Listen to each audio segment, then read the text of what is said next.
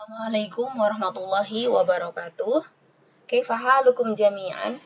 Alhamdulillah naltaqi fi hadzal liqa' wa huwa al-liqa' ats-tsani fi madati at-taqwim at-ta'limi fi lughatil arabiyyah.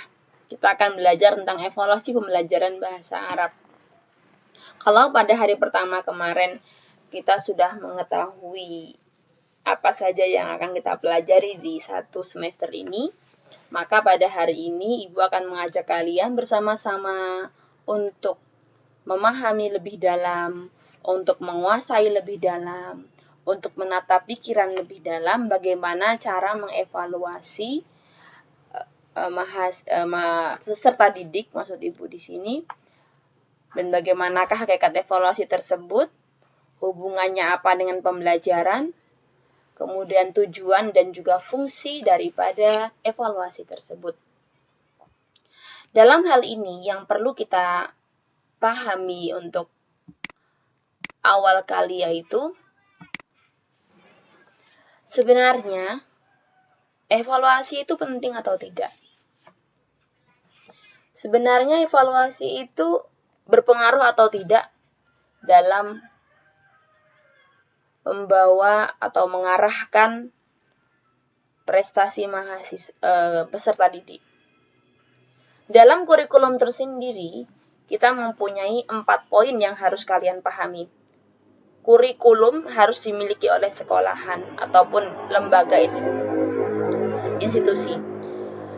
Yang pertama adalah kurikulum itu harus mempunyai satu tujuan.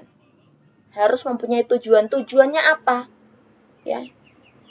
Tujuannya apa? Tujuannya apa? Visi misinya apa? Impiannya itu apa? Kemudian langkahnya bagaimana? Setelah misalnya prodi PBA mempunyai tujuan menghasilkan lulusan sarjana yang profesional berbasis ICT dan lain sebagainya, kreatif, inovatif dan lain sebagainya. Kemudian setelah kita mengetahui tujuannya, maka kita bisa menentukan materi apa yang akan kita ajarkan demi pencapaian tujuan tersebut. Ya, materi apa yang akan kita ajarkan demi pencapaian tujuan tersebut.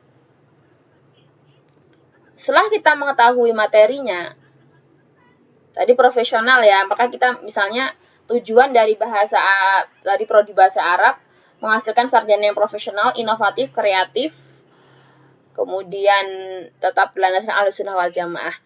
Setelah itu kita pilih materi apa yang sesuai dengan yang akan diajarkan. Ya, seperti 4 maharoh, ditambah dengan tarjamah dan lain sebagainya. Setelah kita bisa menentukan materi, maka kurikulum ketiga adalah kita menentukan thoriqoh. Thoriqoh adalah metode. Metode apa yang disiapkan oleh institut sendiri, oleh lembaga itu sendiri demi pencapaian visi impian yang memang sudah dicanangkan dari awal. Nah, thoriqoh yang digunakan oleh IAIMNU sendiri itu apa? Yaitu kita memakai model konstruktivisme. Konstruktivisme adalah kita berusaha untuk membawa anak-anak peserta didik ataupun mahasiswa di sini untuk terlibat lebih dalam pembelajaran. Karena kita sebagai dosen, sebagai guru hanya sebagai fasilitator. Hanya sebagai fasilitator, mediator dan juga motivator. Bukan yang kalau kalian di sekolah SD sampai SMA itu kan terbiasa disuapi ya. Terbiasa disuapi makanan ataupun makanan di sini maksudnya Ibu adalah ilmu itu, makanan itu terbiasa disuapi, terbiasa diberi. Ya atau tidak? Itu berarti bukan konstruktivisme. Di sini kami tidak ingin membiasakan kalian untuk diberi, tapi kami ingin membiasakan kalian untuk mencari sendiri, untuk terlibat lebih dalam pengetahuan itu sendiri, sehingga akan meninggalkan banyak meninggalkan banyak pengalaman-pengalaman dalam penelusuran ilmu itu sendiri, akan meninggalkan banyak kesan dalam pencapaian pengetahuan itu sendiri. Sehingga ketika banyak kesan yang ditinggalkan, maka pencapaian pengetahuan itu akan lebih bersifat panjang, tidak gampang lupa. Karena proses yang kalian alami itu banyak. Seperti itu. Kemudian setelah kita mengetahui tadi ya tujuan, kemudian materi, kemudian thoriqoh ya, metode. Nah, yang terakhir, kurikulum itu harus mempunyai evaluasi. Tujuannya oke, materinya oke, thoriqoh metodenya oke, tapi evaluasinya sendiri kurang oke. Ya sama saja, makanya evaluasi pun harus direncanakan secara matang. Karena evaluasi itu untuk mengukur, sebagai tolak ukur pencapaian yang telah dimiliki oleh peserta didiknya dalam melihat seberapa besarkah, seberapa jauhkah kesuksesan kita dalam membawa atau memberikan atau melakukan proses pengajaran itu sendiri. Jadi evaluasi itu sebagai tolak ukur ya, tolak ukur sebagai penilaian atas pencapaian yang sudah didapat. Ya, Ibu ulangi lagi. Jadi evaluasi ini adalah kegiatan ataupun proses mengukur dan menilai sampai di manakah tujuan yang telah dirumuskan sudah dapat tercapai. Ya. Proses mengukur dan menilai sampai di manakah tujuan yang telah dirumuskan sudah dapat tercapai. Disitulah disebut evaluasi. Evaluasi itu sendiri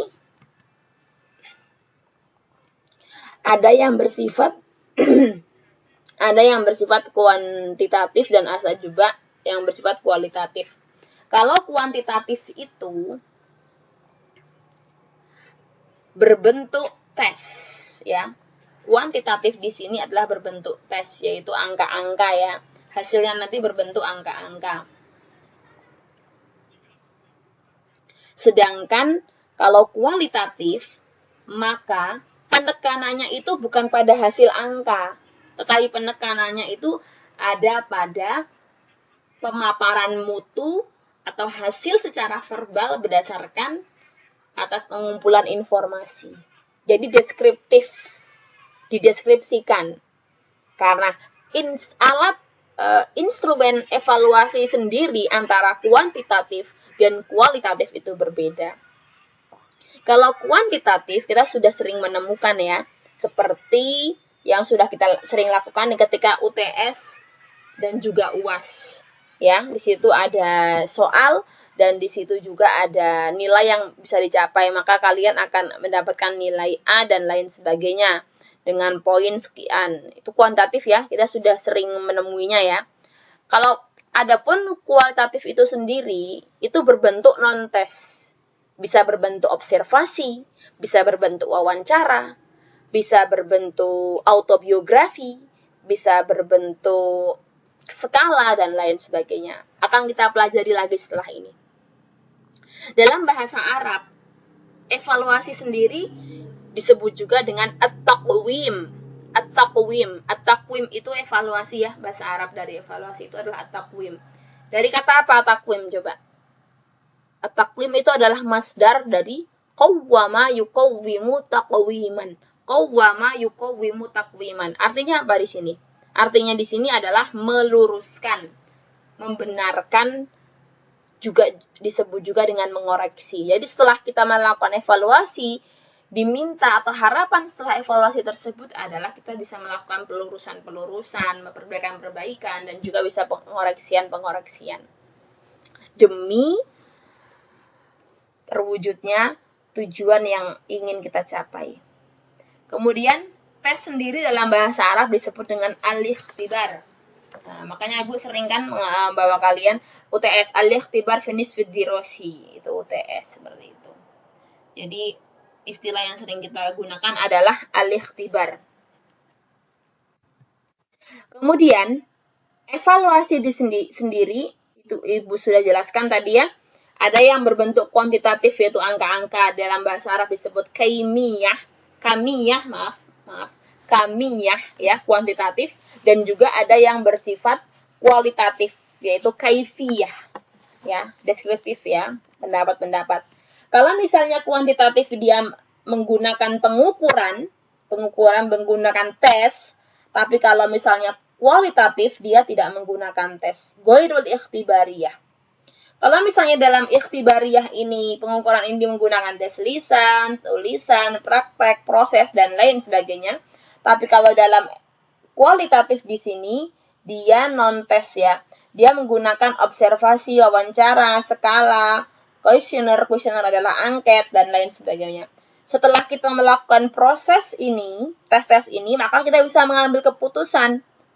Ya, value judgment. Kita bisa mengambil hasil dari tes kita itu, apakah anak tersebut sudah mengalami peningkatan ataupun perubahan selama 1 semester atau selama 1 bulan ini, ataupun anak tersebut tidak mengalami satu perubahan. Maka akan menghasilkan suatu diagnosa tertentu. Dalam evaluasi sendiri, kita menemukan istilah-istilah yang saling berkaitan, yaitu pertama adalah evaluation, appraisal, dan assessment. Evaluation sendiri adalah penggabungan antara assessment dan appraisal. Appraisal ya. Ya, Ibu ulangi lagi, yaitu evaluation sendiri adalah gabungan antara assessment dan appraisal untuk merumuskan kebijakan melalui kekuatan dan juga kelemahan yang diputuskan sesuai rencana yang akan datang. Kalau appraisal itu informasi kualitatif yang lebih luas dan komprehensif, kalau assessment itu mengenai kemampuan yang biasanya dinyatakan dengan kuantitatif. Ya. Jadi hasil dari tadi evaluasi yang berbentuk kualitatif itu disebut appraisal, sedangkan hasil dari evaluasi yang berbentuk kuantitatif disebut dengan assessment. Jadi evaluation adalah gabungan dari appraisal dan assessment ya.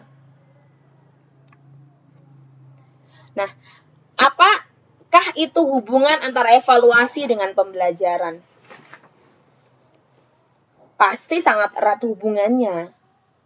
Karena apa? Karena tujuan pembelajaran sendiri di sekolah-sekolah, di lembaga-lembaga, di institusi, dan lain sebagainya adalah peserta didik bisa mengalami perubahan-perubahan. Yang pertama, perubahan intelektual, yaitu pengetahuan mereka bertambah, ma'rifah mereka bertambah, wacana mereka bertambah, ya. Setelah intelek mereka bertambah, kita akan tahu seberapa jauhkah penguasaan mereka terhadap teori, terhadap ilmu-ilmu yang sudah kita pelajari bersama.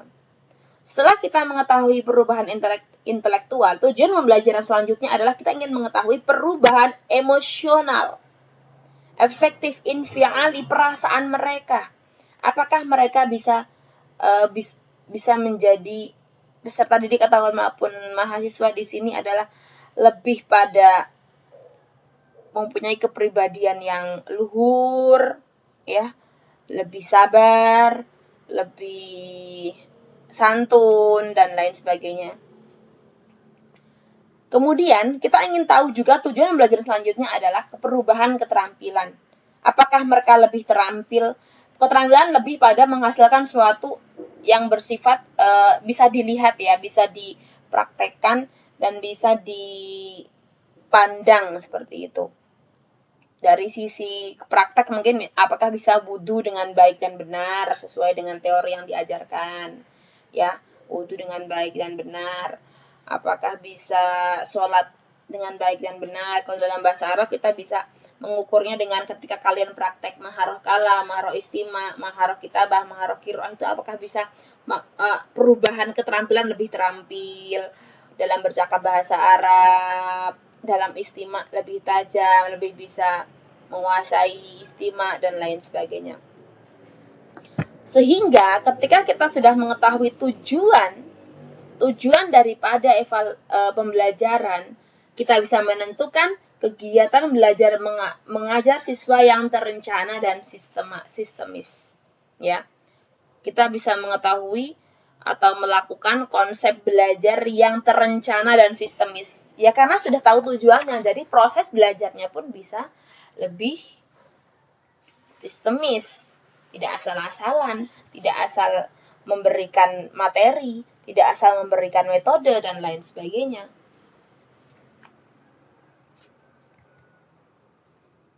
Nah, apakah langkah-langkah yang perlu diambil ketika kita sebelum melakukan evaluasi? Berkali-kali tadi Ibu sudah memberikan kalian wacana-wacana, yaitu yang pertama adalah kita harus merumuskan tujuan pembelajaran itu sendiri, ya kan? Dari tadi tujuannya bagaimana? Tujuan pembelajarannya bagaimana? Setelah kita bisa merumuskan tujuan pembelajaran tersebut, kemudian kita akan bisa juga dengan menganalisis kebutuhan siswa. Kita berusaha untuk mengetahui seberapa besarkah kemampuan siswa-siswa yang dimiliki ataupun keterampilan siswa-siswa yang dimiliki dalam mengetahui pembelajaran itu sendiri. Misalnya semester 3 ini rata-rata belum bisa kalam gitu ya. Kebutuhan berarti ini lebih banyak didomisikan kepada kalam, lebih sering diajak berbicara bahasa Arab, seperti analisis kebutuhan. Anak semester 3 misalnya kurang bisa dalam takbir Alkitabi, nggak bisa menulis bahasa Arab, kurang, berarti harus lebih banyak di dalamnya itu praktek-praktek menulis bahasa Arab dan lain sebagainya. Itu analisis kebutuhan ya. Pemeriksaan. Jadi pemeriksaan di awal, kira-kira ditanya mahasiswa ini kalau seperti ini kan, atau diberikan tugas-tugas tentang bahasa Arab sampai pada mana kemampuannya dan lain sebagainya ya. Makanya kita perlu analisis kebutuhan siswa. Kemudian setelah langkah analisisnya sudah, kita menyelenggarakan pembelajaran yang relevan. Nah, kita menggunakan pembelajaran yang relevan. Relevan itu sesuai dengan kebutuhan. Kebutuhan saat ini itu sangat kompleks sekali. Karena apa? Karena mahasiswa atau mahasiswa pada zaman sekarang itu dituntut lebih dari zaman-zaman sebelumnya. Dia harus lebih kreatif dan inovatif. Bukan hanya kaya teori, bukan hanya bisa menjawab pertanyaan, bukan hanya bisa melakukan tugas-tugas sekolah dengan baik, tapi dituntut juga bisa terampil. Karena kehidupan saat ini lebih pada profesional ya. Hasil wujudnya itu terlihat, bukan hanya pada nilai-nilai, tapi antara teori dan praktek itu seimbang. Nah, setelah kita bisa menyelenggarakan pembelajaran yang relevan sesuai dengan kebutuhan saat ini, misalnya kita sekarang dalam rangka generasi 4.0, ya berarti disesuaikan dengan kebutuhan generasi 4.0 ini. Generasi kita itu butuhnya seperti apa? Ya, generasi kita itu butuhnya tentang banyak pada ICT, karena sekarang hampir seluruh pembelajaran, hampir seluruh bahan evaluasi menggunakan ICT. Berarti kita harus memberikan kepada anak-anak tersebut atau siswa tersebut hal-hal yang banyak berhubungan dengan ICT, seperti kita melakukan tes nanti dalam bentuk ICT, kemudian pengetahuan dalam bentuk ICT dan lain sebagainya. Setelah itu kita bisa mengadakan evaluasi, yaitu bagaimana cara mengukur mengukur dan menilai sampai pada manakah tujuan yang telah tercapai. Ini perlu dievaluasi. Karena evaluasi itu mempunyai dampak yang sangat bagus. Pertama adalah bisa peningkatan kualitas pembelajaran. Setelah kita mengevaluasi misalnya di tengah semester atau di 3 bulan awal, kita bisa mengevaluasi dan memberikan masukan-masukan atau memberikan langkah-langkah yang lebih efektif dalam kualitas pembelajaran. Kemudian juga kita bisa memberikan laporan nilai. Ya, kita bisa memberikan laporan nilai terhadap pihak yang terkait. Kita beritahu kepada mahasiswa atau peserta didik kamu memperoleh nilai sekian dan lain sebagainya, ya. Kemudian bisa dampaknya juga menghasilkan hasil evaluasi untuk maksud lainnya. Untuk maksud lainnya di sini maksudnya apa? Selain kita mengetahui tolak ukur tersebut, kita bisa memberikan masukan-masukan kepada bagian-bagian lain selain guru dan murid, seperti staf dan lain sebagainya. Untuk saya staf perpustakaan untuk memfasilitasi buku-buku yang lebih berkaitan dengan ICT dan lain sebagainya, atau mengadakan workshop ataupun seminar-seminar untuk memperkaya strategi mahasiswa, model pembelajaran, dan lain sebagainya. Nah, fungsi evaluasi pembelajaran sendiri itu ada 3 fungsi. Yang pertama adalah fungsi secara psikologis. Psikologi. Kalau ibu tanya pada kalian, psikologi itu apa sih psikologi? Psikologis berarti di sini adalah pegangan batin tentang mengenal kapasitas dan juga status dirinya masing-masing di tengah-tengah di antara teman-temannya itu. Evaluasi ini secara psikologis ingin melihat, ingin introspeksi diri tentang sejauh manakah usaha yang telah dilakukannya dan telah membawa hasil. Sehingga secara psikologis pasti dia akan mengalami suatu bisa termotivasi, ya.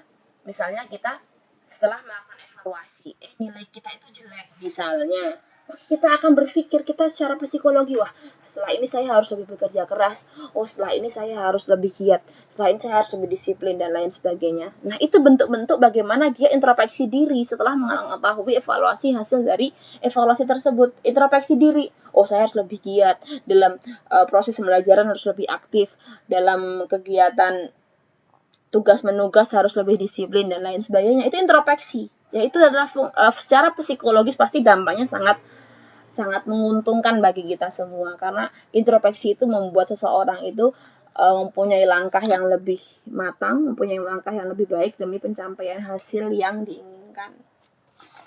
Kemudian secara didaktif. Secara didaktif di sini maksudnya adalah banyak segi, ya. Yaitu ada yang dengan evaluasi tersebut kita bisa selektif. Selektif di sini maksudnya apa?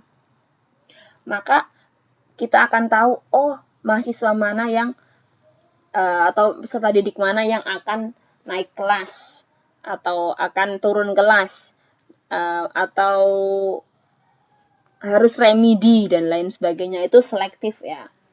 Nah, itu fungsi daripada evaluasi. Setelah kita selektif, ya, sesuai dengan hasil dari tadi itu, selektif di sini bisa berbentuk ketika sudah mengadakan tes, maka kita lebih tahu bahwa anak-anak yang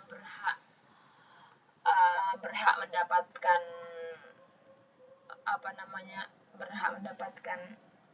beasiswa misalnya, ya, ataupun hadiah di sini.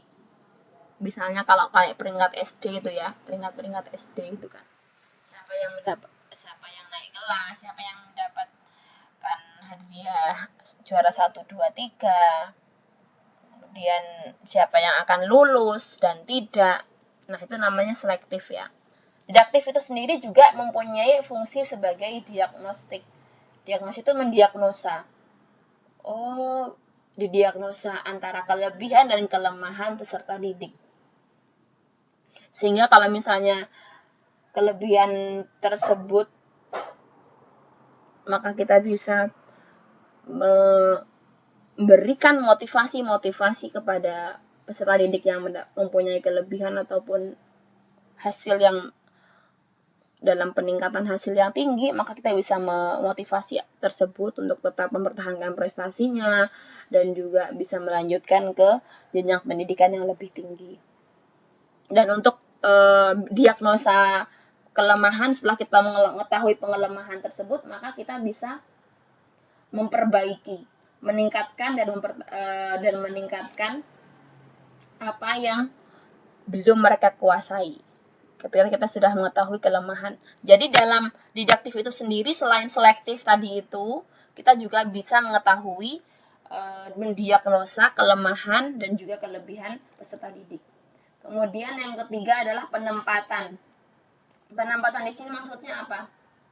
Kita bisa mengkelompokkan siswa-siswa yang mempunyai nilai atau hasil yang sama di satu tempat, dan siswa-siswa diklasifikasi gitu loh. Siswa-siswa yang dapat nilai tinggi di satu kelas misalnya, siswa yang mendapat nilai sedang satu kelas, siswa dalam nilai yang rendah satu kelas. Jadi ketika pembelajarannya bisa lebih fokus, karena pasti beda pembelajaran untuk siswa-siswa yang dinilai atas, tengah, dan bawah. Itu pasti pembelajarannya akan berbeda karena tingkat kemampuan mereka berbeda.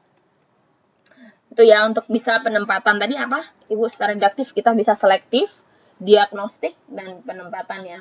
Setelah itu kita juga bisa mengukur penghasilan. Penghasilan di sini maksudnya apa? Bukan penghasilan, tapi pengukur keberhasilan.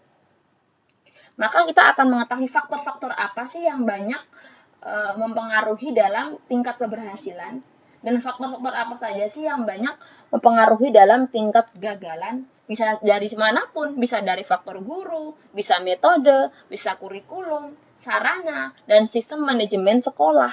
Itu berpengaruh itu ya. Kita jadi bisa cari dari evaluasi itu, kita bisa mengetahui atau mengukur lembaga untuk introspeksi lebih jauh tentang faktor apa yang membuat mereka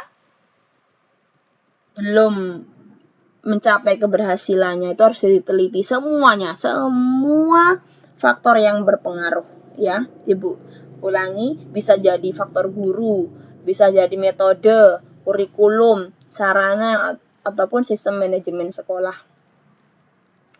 Nah, kemudian sekarang fungsi daripada evaluasi pembelajaran sendiri secara administratif.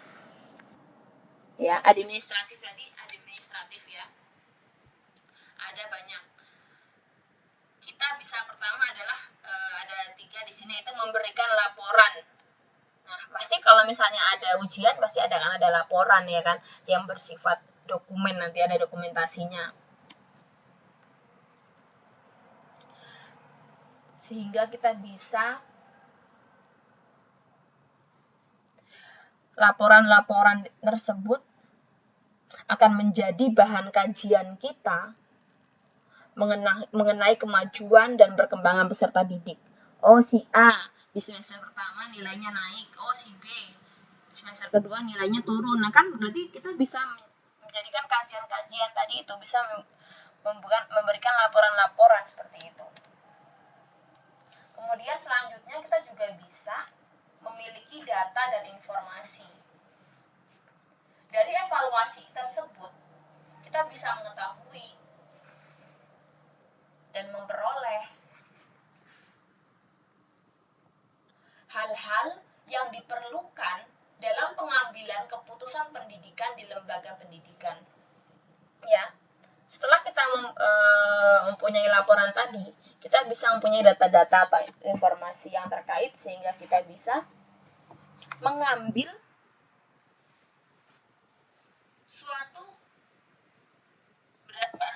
memuaskan data tersebut ya, berdasarkan atas hasil evaluasi tersebut, maka pihak daripada lembaga bisa mengambil keputusan atau bisa mengambil kebijakan-kebijakan tertentu setelah melihat laporan tersebut, data-data informasi tersebut. Selanjutnya, secara administratif juga kita bisa memberikan gambaran. Gambaran apa itu?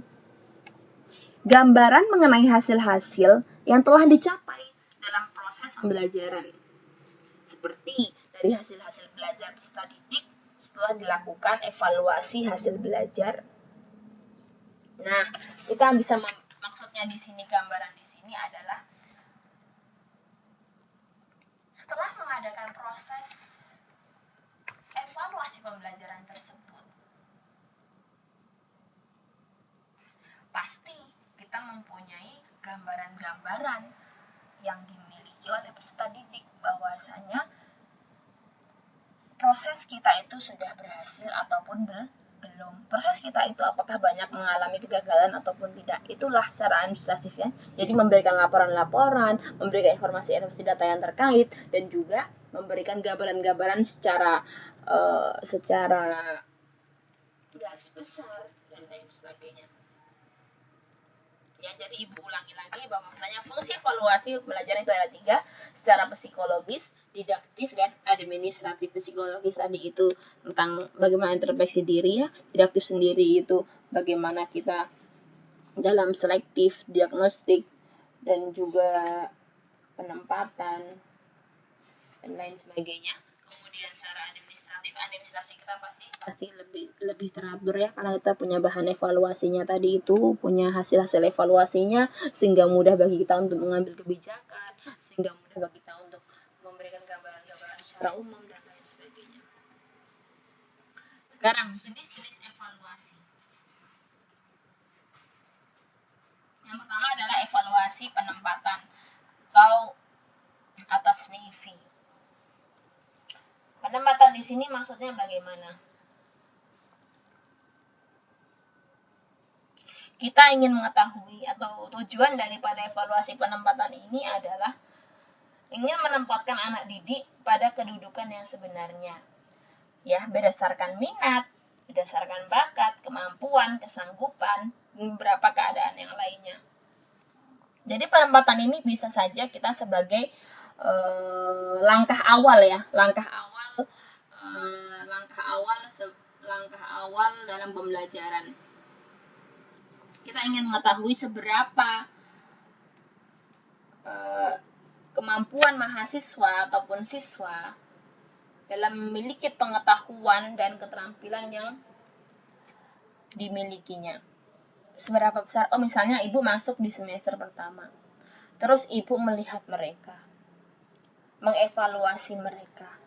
Seberapa di pertemuan pertama ya, sampai seberapa jauh sih pengetahuan mereka?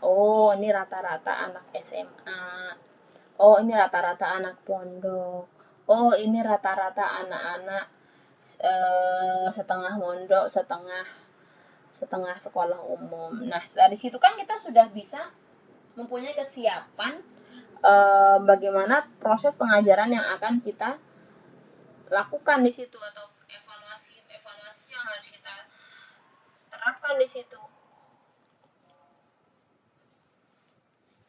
Dalam hal ini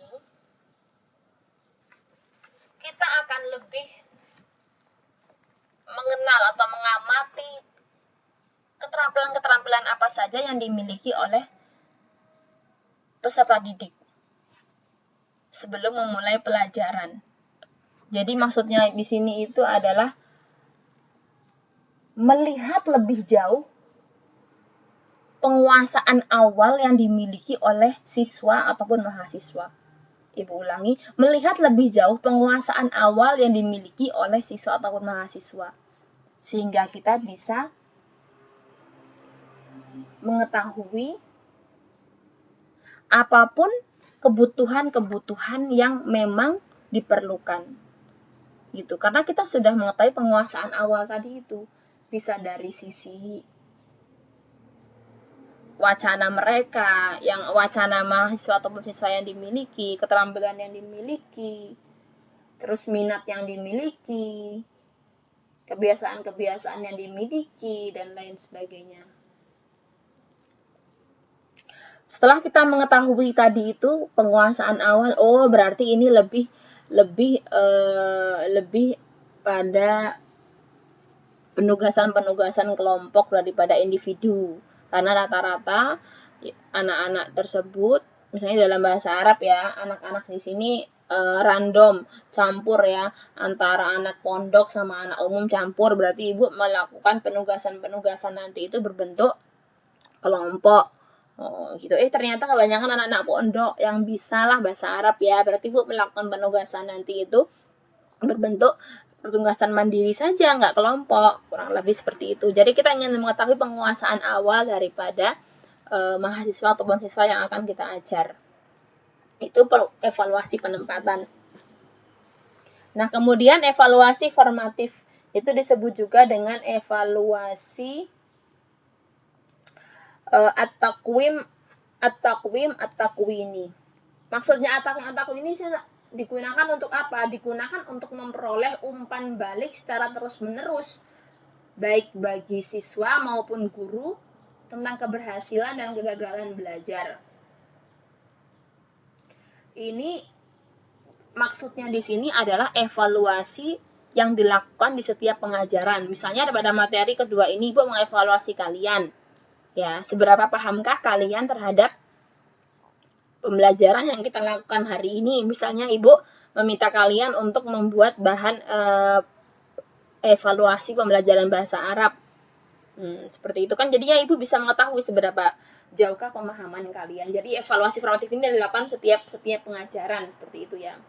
Bisa tes-tes, mustawa, menguji tingkat penguasaan dan lain sebagainya secara langsung, berbentuk tes kepada mahasiswa ataupun siswa yang diajar.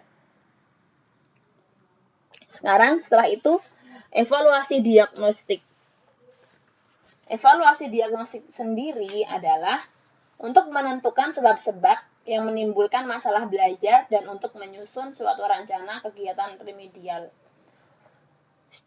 Evaluasi diagnostik itu sendiri, setelah kita melakukan evaluasi formatif, maka kita akan mengetahui masalah-masalah yang dialami oleh siswa tersebut. Terus kita diagnosa kelemahan-kelemahannya apa. Sudah didiagnosa, maka kita akan bisa mengambil langkah-langkah demi peningkatan pembelajaran. Seperti itu. Evaluasi diagnostik itu lebih kaya dan lebih rinci dari evaluasi formatif. Ya. Bisa menggunakan alat-alat tes yang dirancang secara khusus, seperti teknik observasi khusus, instrumen, dan lain sebagainya. Jadi lebih dalam ya. Evaluasi diagnostik itu bisa lebih dalam daripada evaluasi formatif. Selanjutnya adalah evaluasi sumatif atau at-takwim asy-syamil. Yaitu at-takwim asy-syamil di sini adalah dirancang dalam kurun waktu tertentu, misalnya semester ganjil melakukan UTS, itu berarti evaluasi sumatif ya, secara menyeluruh gitu ya,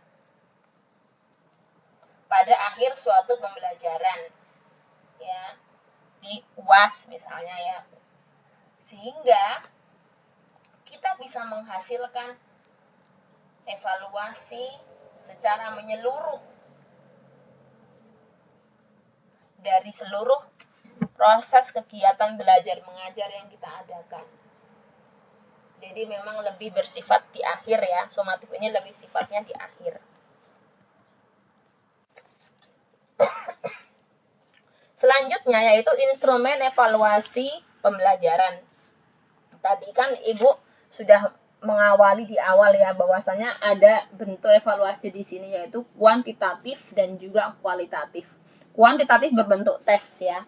Ada tes objektif dan tes uraian. Tes objektif ini ya bisa pilihan ganda.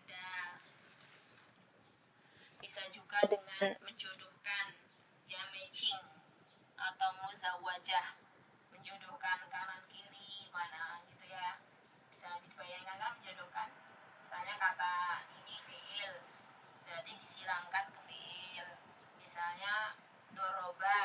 ini fi'il apa-apa disilangkan ke fi'il. Kemudian kurasatun, ismun ditarik garis ke ismun, seperti itu yang menjodohkan.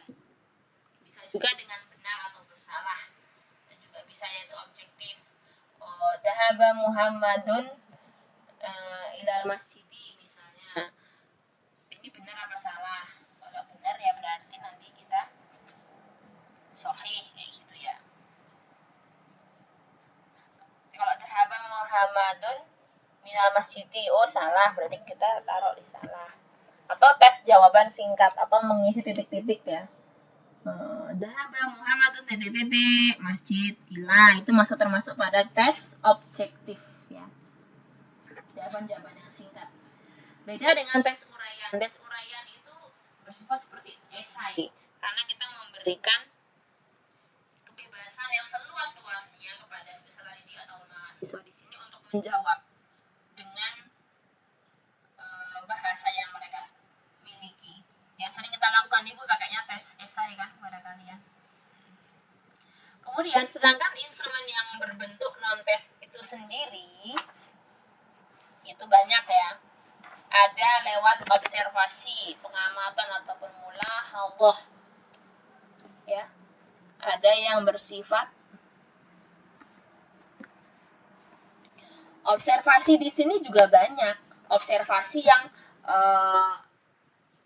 pengamat, observasi partisipan. Maksudnya pengamat itu ikut berpartisipasi. Misalnya ibu mau mengamati kalian, ibu juga masuk di dalam ruang lingkup yang diteliti. Misalnya ibu juga sebagai guru di kelas tersebut, itu ibu ingin mengetahui bagaimana kesukaran kalian dalam pembelajaran, evaluasi pembelajaran bahasa Arab misalnya gitu ya. Itu ibu sebagai partisipan juga ya. Observasi itu juga ada. Pertama adalah observasi partisipan, ibu ikut di dalamnya. Kemudian juga ada disebut juga dengan observasi sistematik, di mana apa-apa yang akan diamati sudah didaftar secara sistematis. Jadi pertanyaan-pertanyaannya itu sudah ada, ataupun yang akan bukan pertanyaan, yang akan diamati sudah ada list-listnya. Contohnya misalnya melihat tingkat kesukaran mahasiswa dalam pembelajaran qiraah misalnya. Jadi poin-poinnya itu sudah jelas, sistematis. Kemudian ada juga observasi non sistematik. Berarti tidak dibatasi oleh kerangka kerja. Kita nggak punya poin-poin ya, pokoknya jalan seperti biasanya, jalan seperti alur lah. Apa ya namanya, nggak usah ditentuin. Yang penting melihat, kemudian mengamati apa yang terjadi di kelas tersebut di pembelajaran qiraah misalnya. Kemudian observasi eksperimental. Observasi eksperimental itu pengamat tidak menjadi partisipan. Ibu mengamati kalian, tapi ibu bukan pengajar kalian. Misalnya ibu ingin mengetahui tingkat pembelajaran atau proses pembelajaran yang terjadi pada materi apa yang ibu ngajar, ilmu kalam misalnya ya. Nanti ibu akan masuk di kelas ibu akan mengamati kalian, tapi ibu bukan partisipan ya. Tadi berarti ada 4 ya bentuk observasi. Ada observasi partisipan, observasi sistematik, observasi non sistematik, dan observasi eksperimental. Selanjutnya angket ataupun kuesioner. Angket di sini ada juga angket tertutup, yaitu jawaban-jawabannya sudah ditentukan. Misalnya, apakah kamu memiliki mengalami kesusahan dalam pelajaran qiraah? Nanti ada angka tertutup, ada jawaban A, B, C yang harus kalian isi. Ya, apakah kamu memiliki kesukaran dalam pelajaran qiraah? Apakah pelajaran qiraah ini susah? Nanti ada angket checklist. Setuju, tidak setuju, sangat setuju, dan sebagainya. Itu berarti angketnya itu tertutup. Angket tertutup, jawabannya sudah tersedia. Beda dengan angket atau kuesioner terbuka, yaitu pengisi bebas mengemukakan pendapatnya berbentuk uraian ya, sehingga terbuka, lebih terinci dan lebih dengan jelas, sehingga jawabannya pun akan beraneka ragam. Selanjutnya, wawancara. Wawancara itu sendiri adalah bisa menggunakan 2 cara, yaitu bebas dan juga terpimpin. Kalau bebas di sini maksudnya adalah responden mempunyai kebebasan untuk mengutarakan pendapatnya tanpa dibatasi. Ya, berarti kalian akan diwawancarai dan bebas menjawab apapun tanpa dibatasi.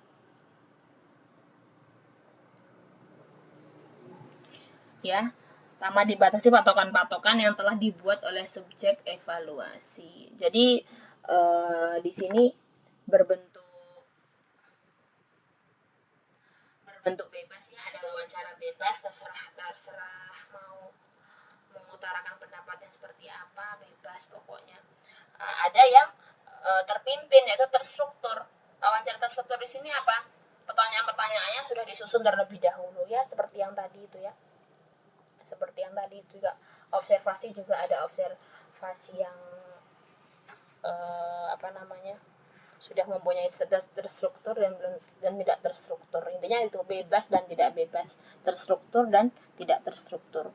Yang pertama bebas, yang kedua adalah terstruktur atau wawancara terpimpin di sini disebut.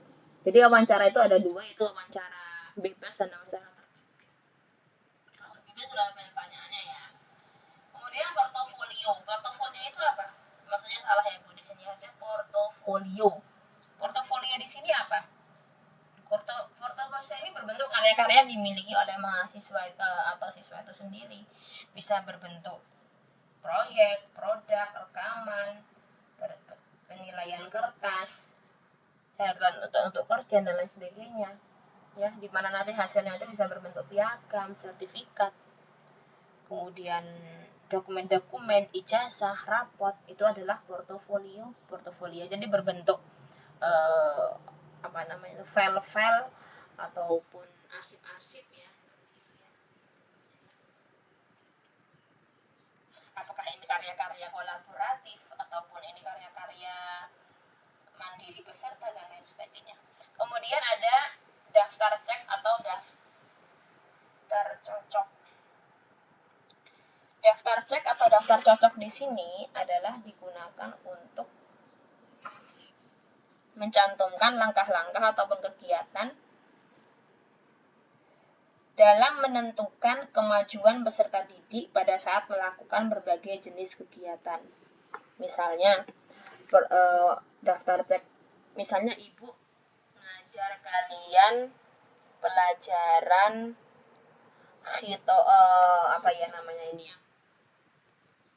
pelajaran qiraah kan misalnya ya.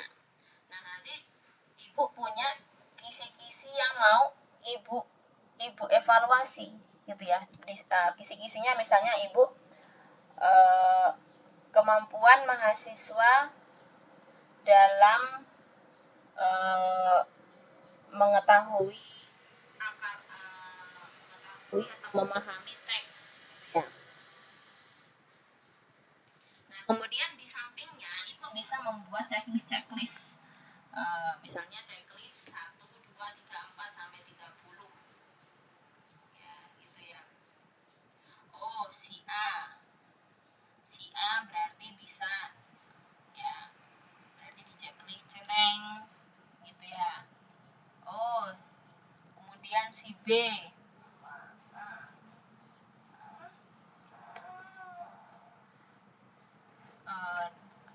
absen nomor 2 misalnya nggak bisa gitu ya, berarti disilang kayak gitu. Jadi daftar cek ini yang sampingnya itu kemampuan yang dimiliki, yang atasnya itu bisa nama ataupun bisa berbentuk angka ya, angka absen misalnya. Angka absen 1, kalau kelasnya 1 sampai 10 misalnya ya. Oh, nomor 1 bisa di checklist. Bisa tadi itu kemampuan dalam memahami teks gitu ya, teks bahasa Arab. Checklist, kalau nggak bisa berarti disilang. Jadi itu bentuknya cek kayak gitu. Skala lajuan. Kalau skala lajuan itu berarti bisa banyak ya, namanya skala itu. Bisa memberikan seperti angka ya, bisa berbentuk. Kalau kalian bayanginnya pasti skala itu seperti angka ya. Angka 1 sampai 5 misalnya. Oh, anak tersebut di skala 1. Nanti kalau tengah itu berarti skala 3. Kalau ujung berarti skala 5. Seperti itu ya. Bisa juga seperti dibuat checklist juga bisa. Oh, anak tersebut menyarankan sejumlah ide yang sangat penting, di checklist, kayak gitu juga bisa. Atau skala grafik tuh loh, naik turun itu loh. Nah, ya, dibuat naik turun, membuat grafik seperti itu. Misalnya di sini kita bisa membayangkan yaitu bagaimana terlibatnya anak-anak dalam diskusi gitu ya. Akan ada grafiknya nanti. Oh, Rifki terlibat sama tidak terlibat, misalnya siapa ya, Agus misalnya ya, terlibat banyak dalam diskusi. Kemudian nanti grafiknya ya paling cuma 1 cm gitu ya. Kemudian kalau tingkat banyak 5 cm. Nanti si siapa tidak kurang terlibat, grafiknya nanti paling tingginya cuma 2 cm kayak gitu ya, dibuat grafik kayak gitu. Nah, itu disebut juga dengan skala lajuan. Kemudian kita bisa berbentuk riwayat hidup. Riwayat hidup di sini maksudnya apalah? Kita meminta kepada anak-anak biografi mereka, tentang riwayat hidup mereka. Maka kita akan mengetahui atau bisa menyimpulkan kepribadian anak tersebut ataupun kebiasaan dari anak tersebut. Jadi diminta untuk membuat riwayat hidupnya. Ya. Kemudian autobiografi. Autobiografi itu karangan pribadi tentang siswa, yaitu bisa bentuk apapun bebas ya. Sehingga kita bisa melihat minat bakat siswa tersebut. Kemudian bagan partisipasi. Bagan partisipasi di sini adalah kita bisa membuat suatu bagan penilaian tingkat partisipasi. Misalnya dalam diskusi gitu ya, diskusi kelompok misalnya ya. Diskusi kelompok ini kita ya seperti tadi itu, seperti hampir sama dengan checklist tadi, daftar cocok tadi. Yang pertama kualitas yang mau kita minta ya, di sampingnya itu adalah nama-nama anak yang mau kita nilai. Misalnya tingkat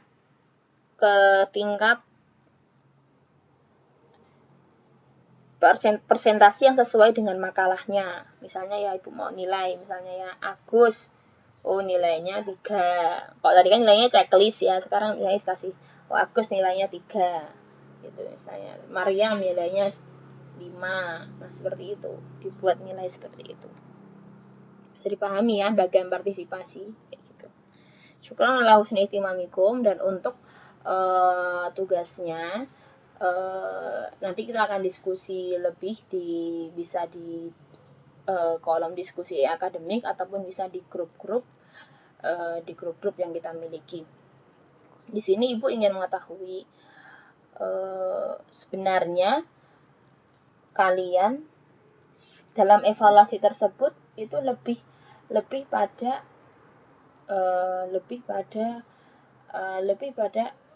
sering mengalami atau lebih sering melakukan praktek berbentuk kualitatif ataupun kuantitatif seperti itu. Tolong kalian bedakan antara evaluasi berbentuk kualitatif dan evaluasi berbentuk kuantitatif. Itu sendiri ya, nanti kita akan diskusikan. Jawabannya itu bisa kalian letakkan di kolom diskusi. Syukran ala husni ihtimamikum. Wassalamualaikum warahmatullahi wabarakatuh. Semoga bermanfaat ya.